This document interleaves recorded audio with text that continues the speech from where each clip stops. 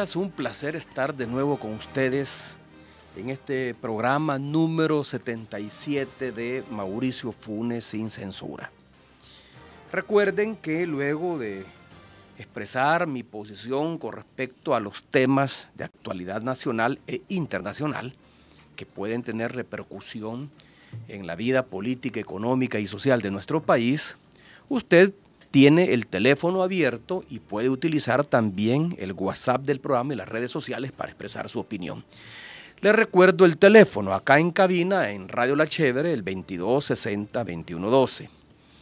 En WhatsApp, el 77686759.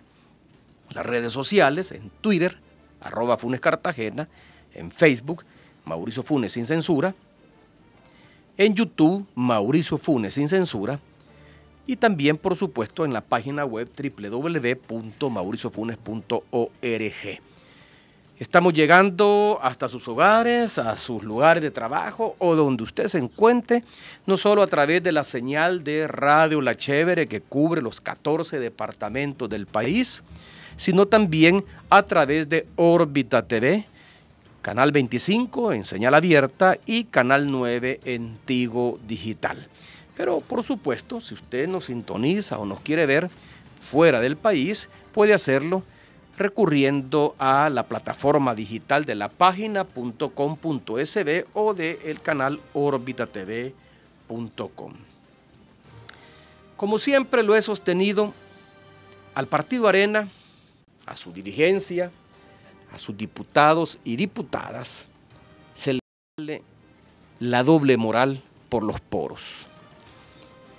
Ayer varios diputados de Arena presentaron ante el Pleno Legislativo una iniciativa para que la Asamblea apruebe un recomendable para que el Gobierno de la República retroceda en su decisión de no reconocer la legitimidad del gobierno impuesto del vicepresidente Temer en Brasil, porque según ellos, esa decisión afectaría las relaciones bilaterales con el país amigo y pondría en riesgo los programas de cooperación que Brasil viene teniendo con nuestro país ya desde hace varios años.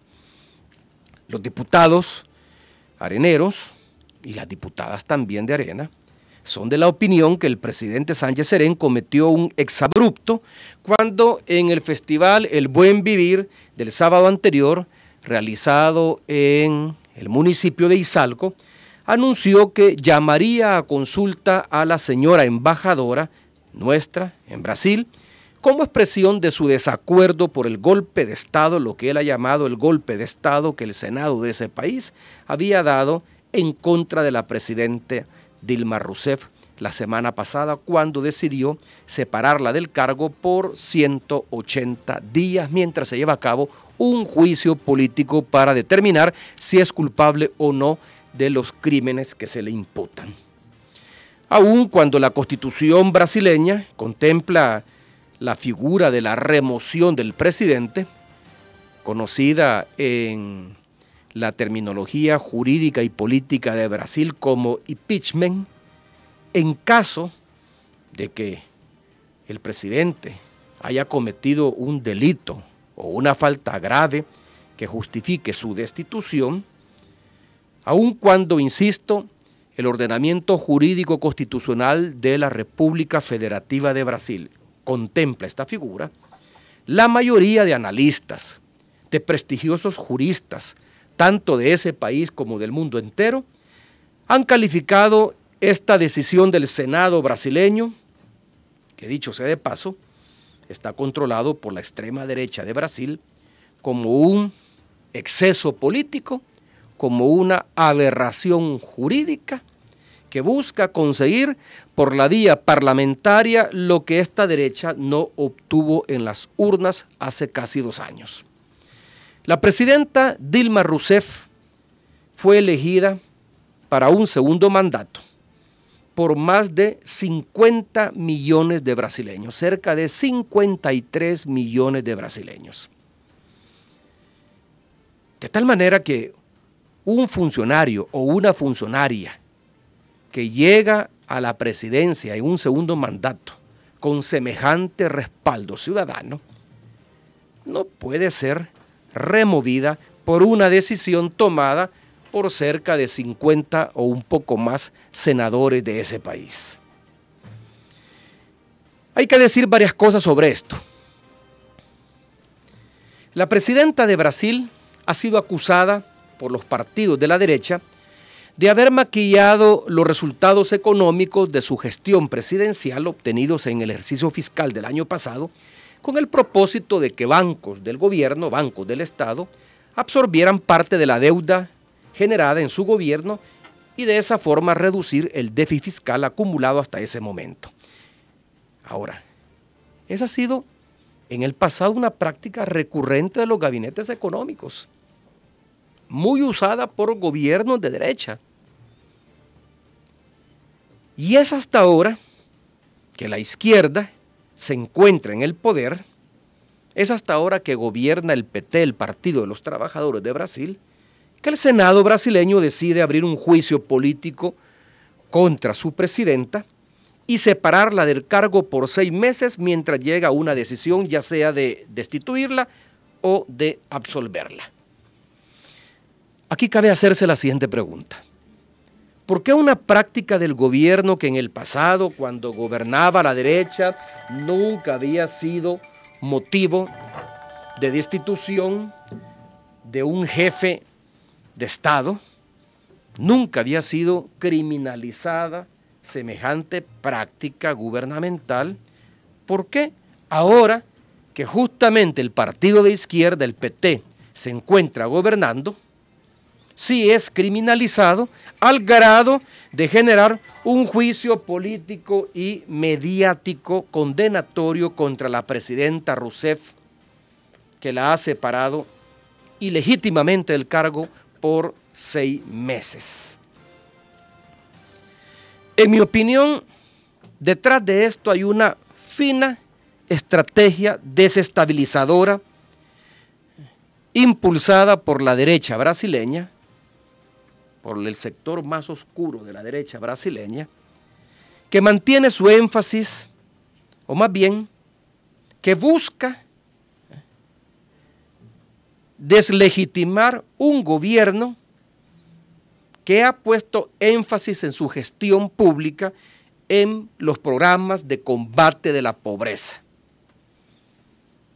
Muy a pesar de que en estos momentos la economía brasileña, que por años, especialmente durante la gestión del expresidente Lula, fue considerada la 5ª economía del mundo, dada su fortaleza y dado el crecimiento que estaba logrando durante esos años, muy a pesar de que ahora se trata de una economía que ha sido golpeada por la caída de los precios internacionales del petróleo y de los alimentos que exporta Brasil.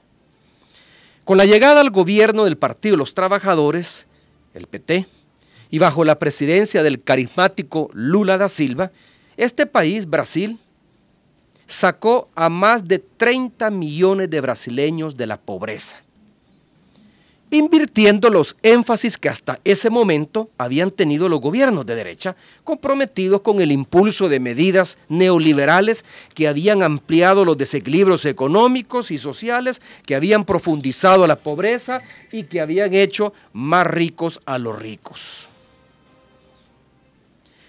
Durante el gobierno del expresidente Lula, además del crecimiento acelerado que alcanzó la economía del Brasil, una parte importante de la riqueza generada se destinó al combate de las desigualdades y a la reducción de la pobreza. Por primera vez un gobierno brasileño impulsaba una estrategia antipobreza que, en lugar de apostarle a la concentración de la riqueza en un pequeño grupo empresarial, distribuyó en forma más equitativa el crecimiento que experimentó la economía por esos años. Pues algo similar ocurrió acá en el país después de la victoria electoral del 2009.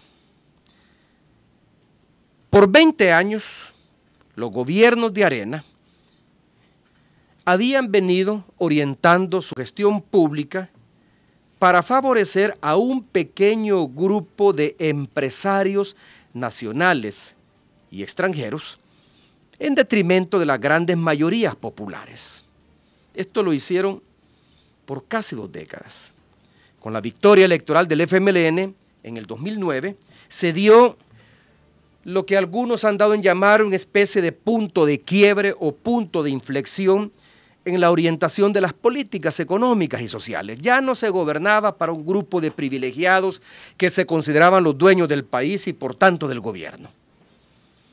Desde el 2009, la orientación del gobierno fue sobre todo de corte popular y social. Y esto redujo los niveles de pobreza en nuestro país y redujo también las desigualdades sociales a tal punto que, de acuerdo a un informe económico de la Comisión Económica para América Latina, estas desigualdades se habían reducido en los últimos 5 años, del 2009 para acá, en un 5%. La derecha oligárquica comenzó a perder sus privilegios, al menos el privilegio de escoger a los funcionarios e imponer las políticas públicas más importantes que habían tenido hasta ese momento un marcado sesgo pro-oligárquico. Bueno, lo que vivimos acá en nuestro país a partir del 2009, lo vivió Brasil a partir del triunfo del expresidente Lula, que gobernó durante 8 años, y lo sigo viviendo durante la gestión de la presidenta Dilma Rousseff. Un énfasis en los programas antipobreza que sacó a millones de brasileños de la pobreza, que golpeó fuertemente la concentración de la riqueza y que redujo las desigualdades económicas y sociales. Ahora, bajo la presidenta Dilma Rousseff, la economía brasileña comenzó a experimentar problemas y los programas sociales comenzaron también a tener dificultades para su financiamiento, y de ahí la necesidad de buscar el endeudamiento. El costo de la vida aumentó, se encarecieron los principales productos y servicios, y esto impactó sensiblemente en la población, sobre todo en la clase media, que no recibía los beneficios de la política social y compensatoria que impulsaba el gobierno. Por eso es que hubo necesidad de que los bancos del Estado absorbieran la creciente deuda pública del gobierno. El juicio político que se le sigue a la presidenta Rousseff no es por actos de corrupción demostrables, como ocurre con una parte importante de la clase política brasileña. No hay razones políticas o jurídicas que justifiquen su separación del cargo. Ha sido separada de sus funciones y atribuciones presidenciales únicamente porque la extrema derecha controla el Congreso como el Senado brasileño. El propósito con este golpe de Estado parlamentario es destituirla e impedir que termine su mandato como presidenta de la República para dar un giro en la conducción económica, como ya lo comenzó a hacer el vicepresidente, actualmente presidente en funciones, con el propósito de favorecer a quienes perdieron sus privilegios con la victoria del primer gobierno de izquierda en Brasil. El propósito de la derecha brasileña es recuperar el poder del Ejecutivo por la vía de un golpe de Estado parlamentario, esta vez sin la participación de las Fuerzas Armadas y sin respaldo popular. Lo que la derecha brasileña no pudo conquistar en las urnas al perder las elecciones presidenciales por tercera vez, o más bien por cuarta vez, tomando en cuenta que el expresidente Lula gobernó 2 periodos de 4 años cada uno, y la presidenta Dilma Rousseff ya venía de gobernar un periodo. Al perder las elecciones presidenciales hace 2 años, lo que la derecha entonces ahora, que no pudo conquistar con las urnas, ahora pretende arrebatarlo por la vía de la separación del cargo, decidida por una mayoría parlamentaria claramente golpista y fascista. Se trata de un golpe de Estado de nuevo tipo, en el que ya no se requiere de la fuerza militar para separar del cargo y para restarle atribuciones constitucionales a un mandatario o a una mandataria, como es este caso, elegida a través de una consulta popular, a través de elecciones libres. Basta con que un grupo de senadores o diputados logren la mayoría necesaria para votar por esta destitución, para que un presidente que llegó al poder por mandato popular sea separado de su cargo. Y dicho sea de paso, una buena parte de estos senadores, incluyendo al presidente del Senado, enfrentan serios cuestionamientos por actos de corrupción y haber recibido sobornos de las principales empresas constructoras del país. Es decir, los senadores y antes los congresistas cuestionados deciden hacerle un juicio político a la presidenta Rousseff para separarla del cargo. Esta es una estrategia y por la cual llamo la atención. Esta es una estrategia que se ha comenzado a implementar en otros países del continente gobernados por la izquierda o por partidos progresistas. En Paraguay, por ejemplo, el expresidente Lugo fue destituido como presidente por una decisión del Congreso paraguayo. En Honduras, el presidente Mel Zelaya también fue derrocado y separado de su cargo por una conspiración promovida por grandes empresarios con el apoyo del Congreso hondureño, de las Fuerzas Armadas y de la Embajada de Estados Unidos. En Venezuela, la oposición, con el apoyo del gobierno estadounidense, promueve un referéndum revocatorio que reduciría el periodo para el que fue elegido el presidente Maduro. Y acá en el país, la extrema derecha representada por el Partido Arena viene, desde que perdió el poder en el 2009, impulsando una serie de acciones desestabilizadoras que pretenden, así como en Brasil, bloquear y paralizar la maquinaria del Estado con el propósito de provocar el desprestigio del gobierno del presidente Sánchez Serén y del partido en el poder. Si Arena encontrara la excusa para juzgar políticamente al presidente Sánchez Serén, seguramente lo haría. A esta intención responde el cuestionamiento que la semana pasada hicieron algunos de sus dirigentes, sobre todo diputados, y particularmente el candidato presidencial de Arena en el 2014, el diputado Norman Quijano, cuando aseguraron que Sánchez Serén y el FMLN habían ganado la presidencia de la República en forma ilegítima porque habían logrado una diferencia de 6.000 votos que les dio la victoria por la participación en las elecciones y por el voto de las pandillas.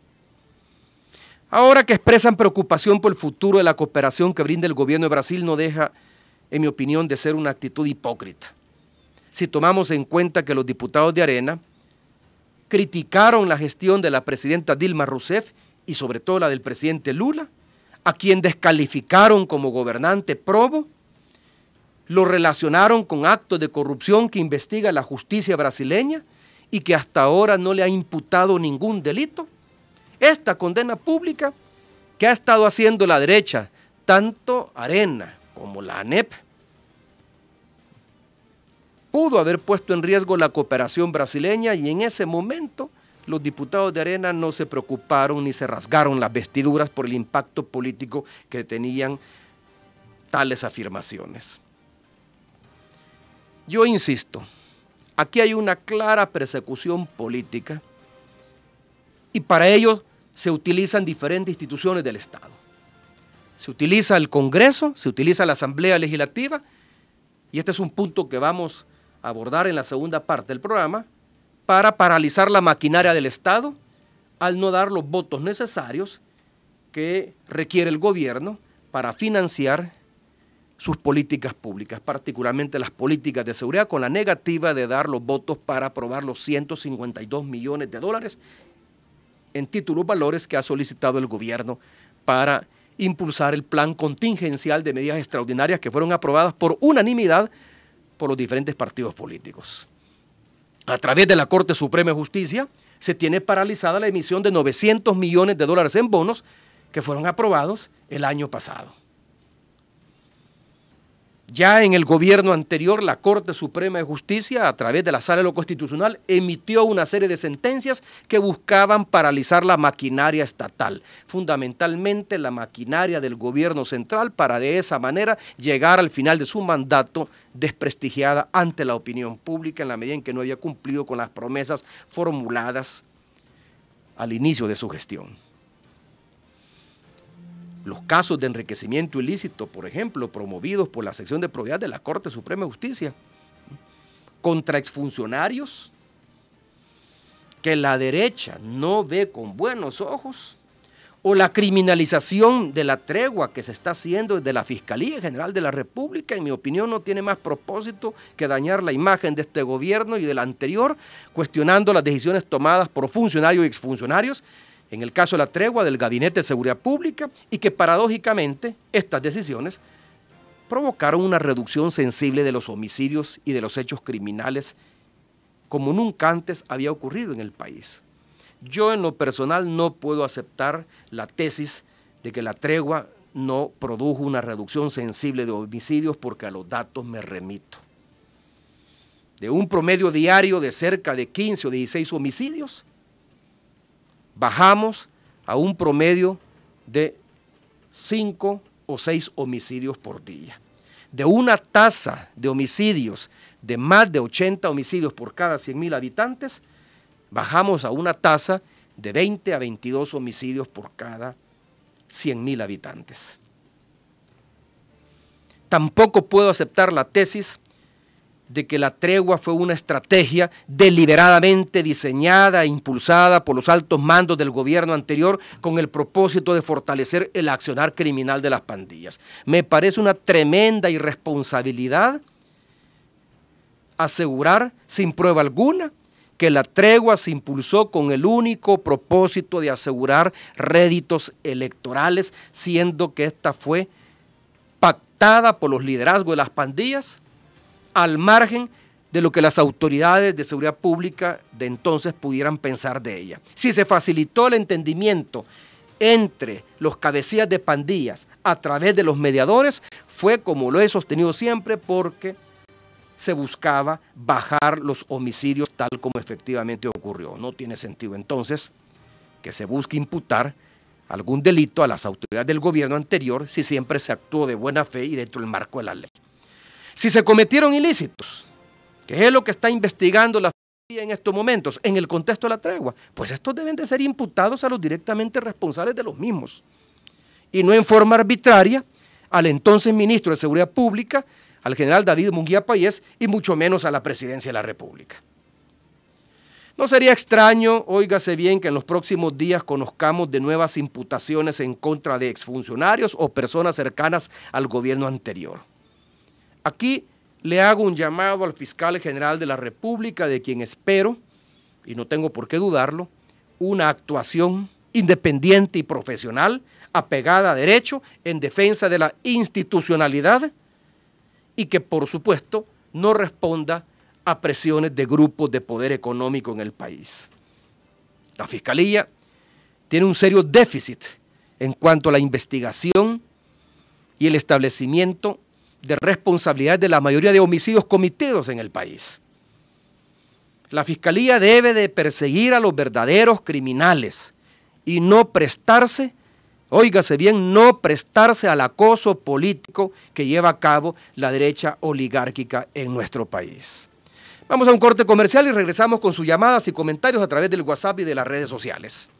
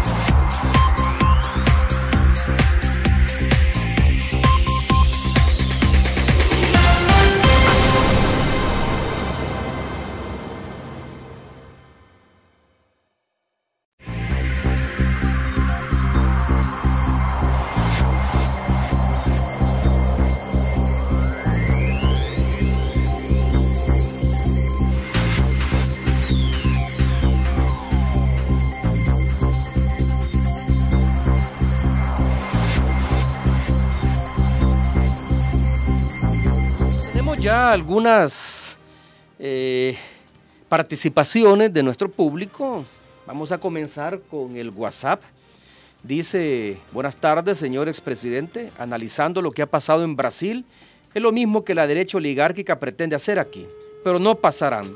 Aquí los golpistas no pasarán. Saludos desde Metapán. Bueno, por eso es que decidí tomar el caso de Brasil como un caso emblemático, no porque se trate de un país con el que hemos tenido una estrecha relación con su gobierno desde el 2009, a través de la gestión presidencial que hizo el expresidente Lula da Silva y luego Dilma Rousseff, sino porque se trata de una estrategia de desestabilización de gobiernos progresistas y de izquierda en toda América Latina que se viene impulsando y que no sería extraño que acá en nuestro país también se quisiera implementar. Dice, una pregunta: ¿por qué la Fiscalía nunca investiga los casos donde están funcionarios del partido Arena? Bueno, yo no diría que es así propiamente. Ahí ve usted, por ejemplo, el caso de los alcaldes y exalcaldes y miembros de consejos municipales del partido Arena que fueron presentados hace aproximadamente un mes ante la justicia salvadoreña, a quienes se les imputaba el delito de malversación de fondos y negociaciones ilícitas. Ahora, yo más bien me preguntaría por qué razón la sección de probidad de la Corte Suprema de Justicia aún no lleva a cabo las investigaciones patrimoniales de altos dirigentes o altos exfuncionarios del partido Arena, como por ejemplo los vicepresidentes de la República, Quintanilla Schmidt del gobierno del presidente Flores, o Ana Vilma de Escobar del gobierno del presidente Saca. Tenemos ya una llamada. Adelante. Adelante. ¿Aló, sí? Dígame. Bueno. Sí, dígame, le escucho. ¿Aló? Sí, le escuchamos, díganos. ¿Aló? Bueno. ¿Aló, adelante? Sí, por favor, háblenos que le estamos escuchando, está al aire. Les vamos a pedir a quienes nos llaman por teléfono y que probablemente porque esta es una llamada de Estados Unidos nos están viendo a través de Facebook o a través de nuestro canal en YouTube. Mauricio, quisiera dar mi opinión, por favor. ¿Cómo no? Adelante, dígame.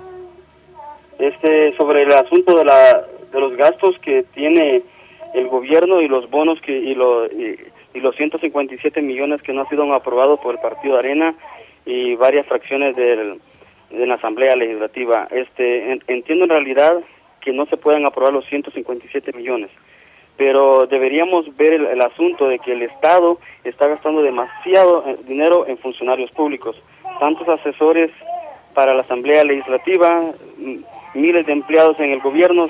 Sería bueno mejor empezar a recortar y empezar a cobrarle impuestos a las empresas que están evadiendo los impuestos del país, y así recaudar los fondos y no estar endeudando más al país.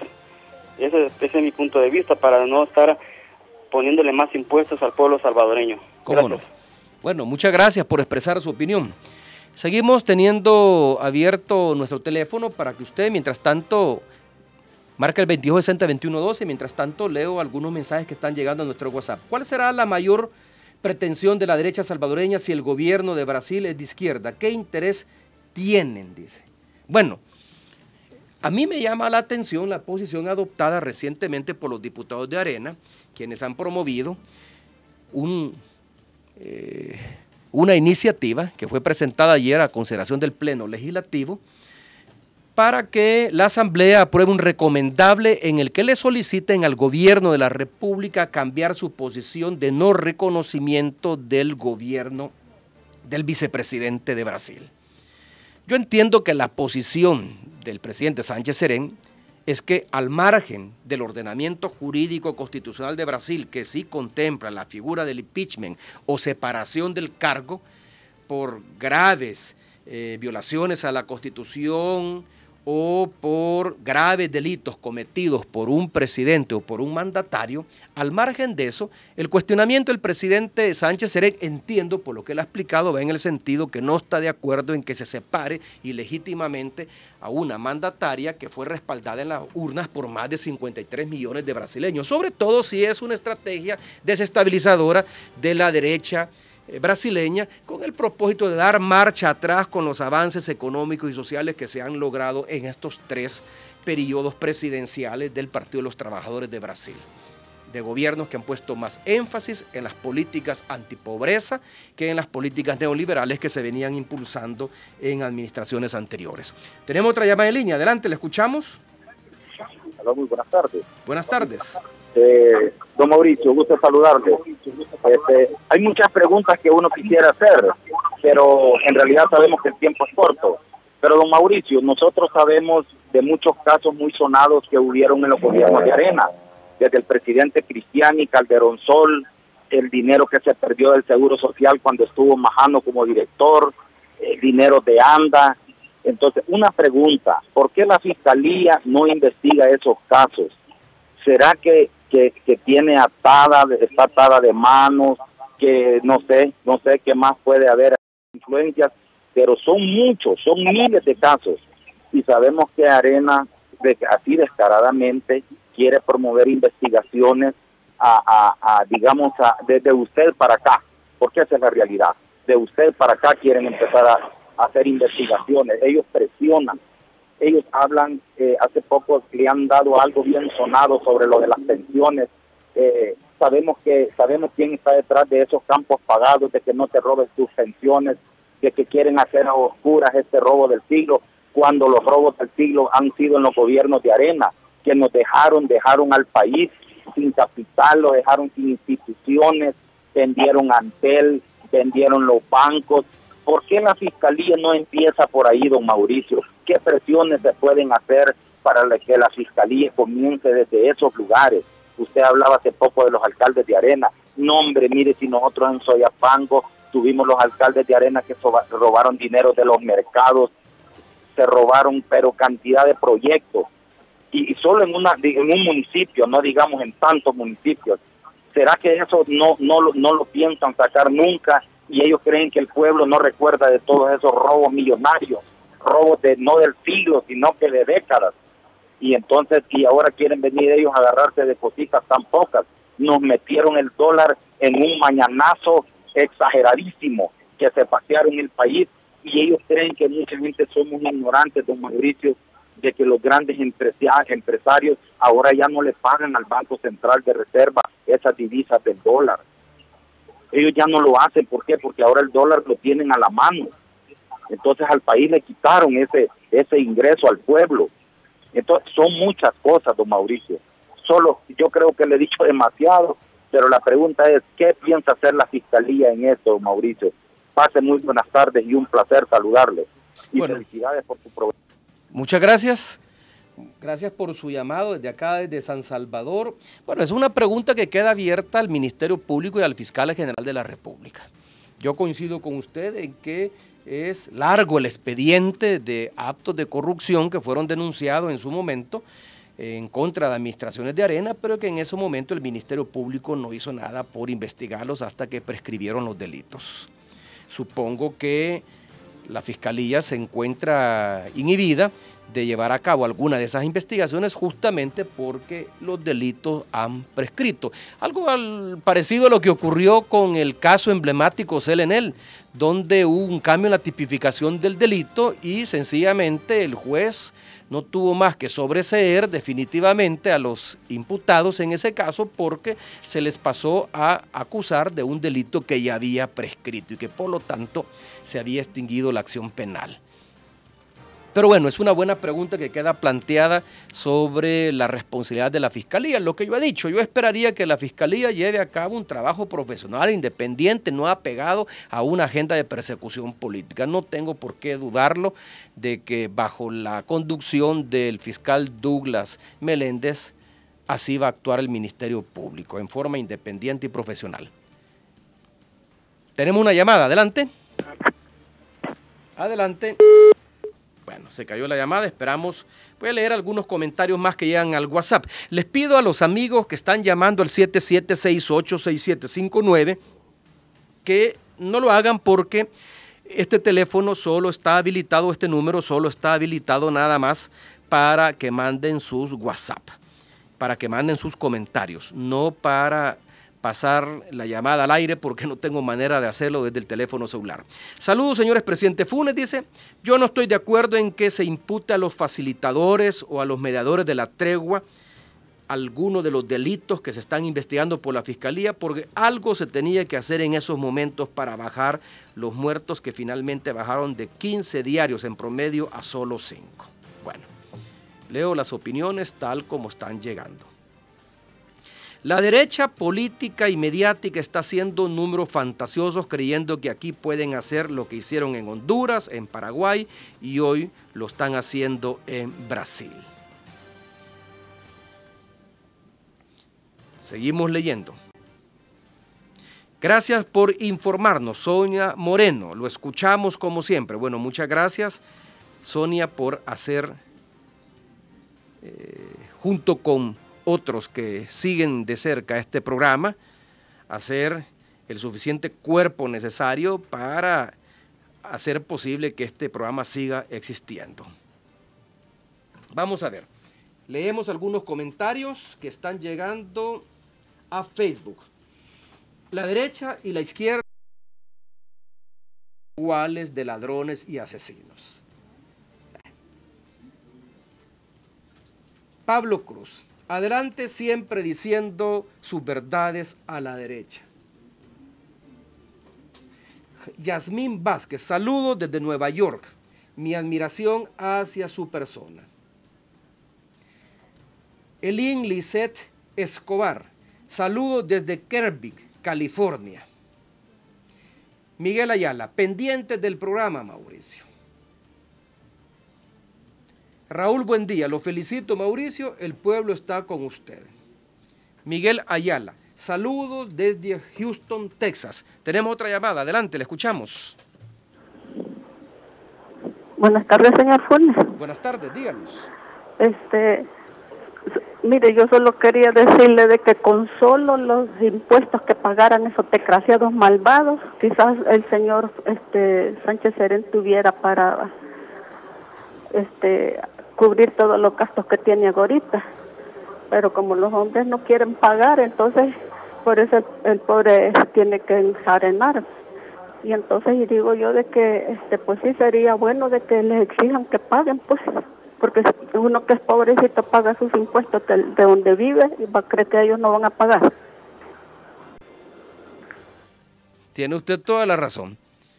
Si se pagaran los impuestos y se redujeran los altos niveles de evasión y elusión al fisco, probablemente no habría necesidad de buscar el endeudamiento contrayendo préstamos con entidades internacionales o emitiendo bonos o títulos valores.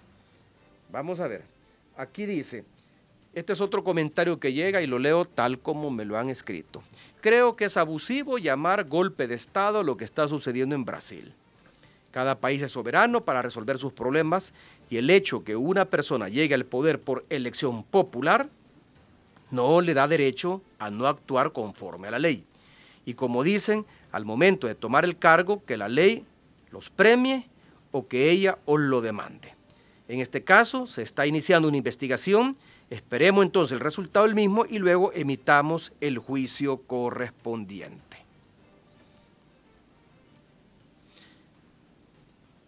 Otra llamada, adelante, le escuchamos. Gracias, buenas noches. Buenas noches. Señor presidente. Dígame.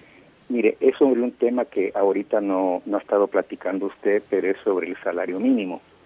Quería comentarle de que yo, como mi profesión original, como contador académico, cuando usted prorratea los incrementos de los salarios y los prorratea durante versus, digámoslo así, toda la producción que genera una empresa, no lo que afecta en los precios de los productos no es nada, ni siquiera representa el 0.001 de toda la producción que pueda tener una empresa. Yo no entiendo cómo la empresa privada está diciendo hoy de que no puede aumentar el salario mínimo, por lo menos como lo está solicitando el profesor Sánchez Serén, cuando ese aumento, si lo prorrateamos en toda la producción que tiene las empresas, no representa absolutamente nada de ingreso, pero no se ha analizado de esa forma. Únicamente se ha estado analizando sobre la cuestión de que dicen los empresarios que cómo está la cuestión de la inflación, que hay que tener también la productividad, pero no se analiza que ese incremento que puede haber dividido entre toda la producción que tiene una empresa X no representa mayor incremento en los precios. Gracias. Bueno, muchas gracias a usted. A propósito del tema del salario mínimo, vamos a retomarlo la semana que viene.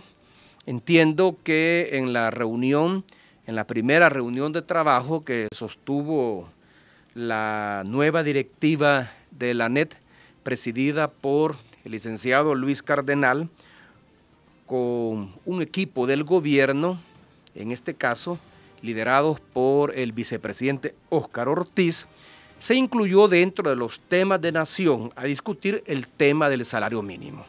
Y entiendo que el gobierno ha vuelto a la mesa de negociación, de la cual se salió, de acuerdo a como lo explicó la ministra de Trabajo, de la cual se salió justamente porque no se llegaba a un consenso entre la representación laboral, la representación empresarial y la representación gubernamental sobre el monto del salario mínimo a aprobar. Pero este es un tema que vale la pena, especialmente porque yo soy de la opinión, y hay una investigación realizada por el Departamento de Economía de la UCA que demuestra que el salario mínimo actual apenas cubre un poco más del 40% de la canasta básica familiar. Ya el salario mínimo actual mantiene un déficit de un 60% de esta canasta básica familiar que no es cubierta por el mismo. Y por lo tanto, un incremento de 15%, como propone la ANEP, en 3 años, es decir, 5% el año en que se apruebe, 5% el siguiente año y 5% el tercer año, aún seguirá siendo un salario deficitario. El gobierno ha puesto en la mesa un aumento de salario mínimo que llega hasta 250 en la zona rural y $300 en la zona urbana. Esto con el propósito de ir cerrando la brecha que históricamente ha separado el salario en el campo del salario en la ciudad. Vamos a ver. Tenemos más mensajes que están llegando a nuestro WhatsApp. Nuevamente les insistimos a los amigos que me llaman a WhatsApp que no lo hagan porque no me permite leer los comentarios que han llegando. Dice así: buenas tardes, presidente. Quizás a través suyo quisiera tener una cita con el alcalde de San Salvador. Bueno, llámele a su oficina, a su despacho. Yo creo que Nayib ha demostrado ser una persona accesible a la población y por lo tanto no le veo ningún problema que le pueda atender. Desde Nuevo Cuscatlán, la nueva ciudad, un saludo revolucionario para nuestro expresidente Funes. Adelante, el pueblo humilde está con usted. Muchos saludos. Saludos también a usted y a su familia que me está escuchando desde Nuevo Cuscatlán. Otra llamada, adelante, le escuchamos. Adelante. A ver, don Mauricio Funes. ¿Sí? Felicidades por tu programa, pues está bien que hable la verdad todos los días, pero quería hacerle una pregunta nada más. ¿Cómo no? ¿Por qué para aprobar los impuestos al pueblo lo aprobaron rápido y el salario mínimo le están dando de vuelta y nunca lo aprueban ni llegan a ningún acuerdo? Pues solo esa es mi pregunta, gracias. Bueno, mire, por una sencilla razón, las imposiciones fiscales, los impuestos, se aprueban por mayoría simple. Si se pone de acuerdo el FMLN con el partido Gana, con lo cual suman 42 voluntades y algunos diputados del Partido de Concertación Nacional, de modo tal de alcanzar los 43 votos que se requieren, entonces se aprueba cualquier iniciativa de ley. En este caso, me imagino que usted se refiere al impuesto a la telefonía, con el cual se obtienen los recursos para financiar las políticas contingenciales de seguridad. Ahora, ¿cuál es el problema con el salario mínimo? El salario mínimo se aprueba no por decisión de gobierno. El salario mínimo se aprueba luego de la discusión que se da en el seno de un Consejo Nacional, que se conoce con ese nombre, Consejo Nacional de Salario Mínimo, y que está integrado por una representación del gobierno, una representación de la empresa privada y otra representación de los sindicatos. Y por lo tanto, para aprobarlo tiene que haber unanimidad, es decir, las 3 representaciones tienen que estar de acuerdo con el monto a aprobar. Hasta el momento no han llegado a consenso sobre el mismo. Vamos a ver. Dice, yo sí creo que es golpe de Estado. La persona que le escribió el mensaje anterior sobre el caso de Brasil, al parecer no está actualizada, porque la derecha en Brasil, que no ganó en las urnas, el poder ahora lo quiere ganar con arrebatos de justicia. No se da cuenta esa persona que le escribió que es la nueva forma de actuar corrupta de parte de la derecha que busca la desestabilización. Soy William, dice, y le escribo desde Jiquilisco. Bueno, Arena hasta ahora se mantiene en la posición de no dar los votos para la aprobación de los 152 millones de dólares destinados a financiar las medidas extraordinarias de seguridad que por unanimidad fueron aprobadas por la Asamblea Legislativa. E insisto en este punto porque es curioso que el Partido Arena sí aprueba las medidas extraordinarias, pero al momento de solicitarle el respaldo legislativo para aprobar el financiamiento sin el cual estas medidas no se pueden implementar, niega sus votos. Los argumentos esgrimidos hasta ahora por Arena para no dar los votos, en mi opinión, no tienen ninguna sustentación ni jurídica ni política, de tal manera de justificar esta terquedad. Arena argumenta que solo apoyarían la emisión de los 152 millones en títulos valores si se crea un ente independiente del gobierno que además de administrar los recursos los fiscalice y que en este ente deberían de participar representantes de la empresa privada y de organismos internacionales. En primer lugar, como lo sostuve en el programa anterior, no se puede delegar la administración de recursos públicos a entidades al margen del gobierno. Es responsabilidad del gobierno central a través del Ministerio de Hacienda la administración de los recursos que le aprueba la Asamblea Legislativa. Es facultad de la Asamblea aprobar los recursos con que funciona el aparato público, ya sea a través del presupuesto ordinario en cada ejercicio fiscal o mediante empréstitos internacionales que requieren de mayoría calificada para ser aprobados. Pero una vez los recursos son aprobados, es el gobierno el único que los puede manejar de acuerdo a la Constitución. No se puede delegar esta responsabilidad en un ente adicional. La fiscalización también es responsabilidad del Estado. Ya existe una institución contralora del manejo de los recursos públicos creada para tal fin, que es la Corte de Cuentas de la República. Las reservas que puedan tener los diputados y diputadas de Arena o de cualquier otro político o de cualquier otro partido político hacia el funcionamiento y hacia la labor contralora que lleva a cabo la Corte de Cuentas de la República no puede ser excusa para no aprobar el necesario financiamiento de un plan contingencial que, insisto, no puede ser impulsado mientras no se aprueben los recursos para el mismo. Mientras tanto, la delincuencia seguirá golpeando al país.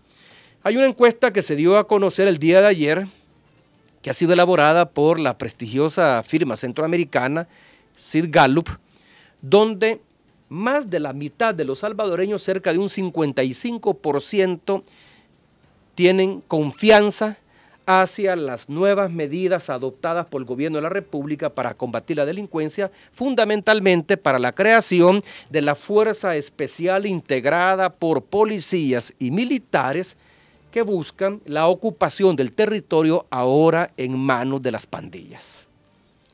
Ahora, para el funcionamiento de esta Fuerza Especial, integrada por 1.000 efectivos, 400 policías y 600 miembros de las fuerzas especiales de las Fuerzas Armadas de la República, se requiere de un financiamiento, y este financiamiento es el que justamente el gobierno le está solicitando a los diputados de Arena que den sus recursos, o más bien que den sus votos, para que estos recursos se puedan tener a la brevedad posible.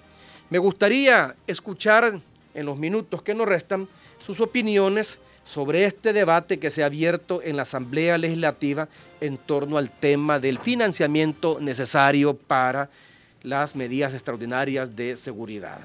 Vamos a leer algunos WhatsApp que están llegando, deseándole que Dios le derrame muchas bendiciones y muchas fuerzas para que esa gran valentía que hace y representa al pueblo salvadoreño ante la oposición siga así. Hay que taparle la boca a los ladrones de Arena. Desde Costa Rica le apoyamos, expresidente Funes. Le escribe Douglas. Bueno, muchas gracias, Douglas. Siempre todos los jueves lo escuchamos. Seguiremos pendientes de su programa. Quizás si participaran todos los partidos en la toma de decisiones para las medidas de mejoramiento de todos los salvadoreños, no habrían dificultades. Adelante, le escuchamos. Una llamada de Sonsonate, díganos. Bueno, se cayó la llamada. Un cordial saludo, señores presidente Mauricio Funes, desde Van Nuys, California. Ahora somos más los que nos unimos para apoyarle. Atentamente, René Villacorta. Por favor, también dice, envíele un saludo a Mario Moreno, un fiel seguidor suyo. Bueno, un saludo a don Mario y un saludo también a don René Villacorta, que me sintoniza desde California, Estados Unidos. Ya recuperamos la llamada. Adelante. Le escuchamos, díganos. Bueno, se volvió a caer la llamada. Buenas noches, dice, lo escuchamos desde San Miguel. Mi familia lo apoyamos siempre, siga adelante. La representación de la clase trabajadora, lamentablemente en la Comisión Nacional de Salario Mínimo, está vendida a la ANEP. Don Mauricio dice, tenemos dificultades, por algunos momentos se pierde la señal de Tigo Digital. Vamos a ver, vamos a hacer esfuerzos para corregir ese problema. Buenas tardes, presidente. Felicitarlo por su excelente programa, que busca generar conciencia crítica entre los salvadoreños frente a la realidad. Y por decir qué hay detrás de estas políticas desestabilizadoras en nuestro país. Desde Rosario Mora lo escuchamos todos los jueves. Anthony Mejía le saluda. Anthony Mejía, muchas gracias por escucharme en Rosario de Mora. Vamos a ver si esta vez sí entra la llamada desde Santa Ana. Adelante. ¿Aló? Sí, díganos. Yo quería hacerle un comentario nada más. ¿Cómo no? Con mucho gusto. Usted era uno de los pobres de antes, ¿va? Y ahora es uno de los ricos que hay en nuestro país. Pues usted es otro igual a los demás que se entraron a enriquecer de las arcas del Estado. Entonces yo estoy viendo y escuchando sus comentarios ahí y yo pienso que deberíamos de tener un poco de vergüenza. Usted no tenía ni siquiera para cancelar su tarjeta de crédito y ahora es otro millonario del país, pues. Bueno, está bien, señor. Respeto su opinión, aunque no estoy de acuerdo. Muchas gracias por llamar. La verdad que yo no soy, como él dice, otro de los millonarios de este país. Y efectivamente, en el pasado tenía dificultades para pagar mi tarjeta de crédito y sigo teniendo dificultades, sobre todo ahora que tengo congeladas mis cuentas como resultado del juicio civil por enriquecimiento ilícito que se me ha instruido en la Cámara Segundo de lo Civil por el requerimiento que presentó la Fiscalía y la resolución de Corte Plena de febrero pasado. Así que si usted piensa que no tengo dificultades para pagar mis créditos y mis tarjetas, está equivocado. Hola, buenas noches, señores presidente, excelente programa, debería salir otro día más en la semana. Bueno, eso es algo que tendría que negociar acá, tanto con Radio La Chévere como con Órbita TV, que me hace el favor, ¿verdad?, la gentileza de retransmitir mi programa a través de la señal abierta, Canal 25 y de Tigo Digital. Lo veo aquí en planes de renderos, en el pasaje Cretis. No le haga caso a ese resentido de Arena que acabo de hablar. Es un ignorante más. Sí, pero mire, este es un espacio, y entiendo su comentario, pero este es un espacio abierto a todas las opiniones, y por lo tanto yo tengo que leer tanto las opiniones a mi favor o que están de acuerdo con los planteamientos que expongo en el mismo, como aquellas que me critican o sencillamente están en desacuerdo con lo que yo planteo. Presidente, muchas felicidades por el programa. Adelante. Es al único que le creemos, dice. Señores presidente, ¿por qué Will Salgado habla demasiado en contra suya? Mire, la verdad que no lo sé.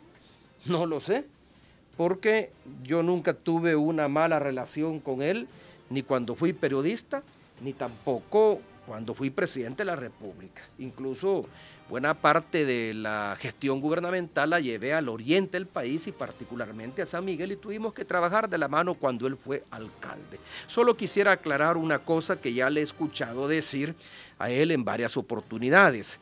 Él ha dicho de que me dio trabajo cuando yo era periodista. No es cierto, yo nunca trabajé en TV Oriental. Lo que hacía él era que retransmitía la señal a través de su canal en San Miguel y en todo Oriente, señal que se generaba aquí en San Salvador a través de los canales del grupo Megavisión. Y por esa retransmisión que él vendía a su antojo, por esa retransmisión yo no le cobraba absolutamente nada. Más bien yo no trabajé para él.